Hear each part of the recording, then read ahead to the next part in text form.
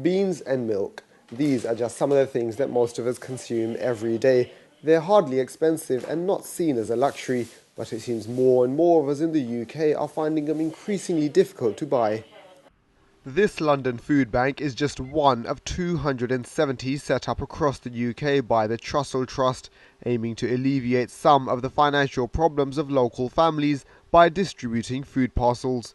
The Trussell Trust said its food bank network had fed a total of £128,697 worth of food in the whole of 2011 to 2012. The charity expects to feed more than 200,000 people in 2013 as food and fuel bills are set to rise, and that UK food banks are being used by a record number of people.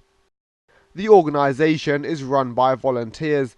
Delphine Akins manages this food bank in Fulham and said many of those who come for help are regular working people who simply can't keep up with general price increases. Well, all of our clients are referred to us by the local care professionals working in the borough. So we've never had to turn anybody away if they've come to us with a voucher. And of course our clients come to us for, not just for benefits issue, but people who are unemployed, people who are on low income, just they're not earning enough to buy food and pay for heat and electric and all the other things that we all have to pay to live. Britain isn't the only country to have food banks.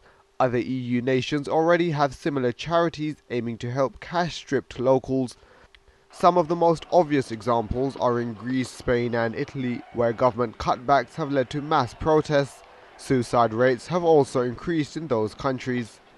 And according to a 2012 study in the British Medical Journal, more than 1,000 people in the UK may have already killed themselves because of the impacts of the recession.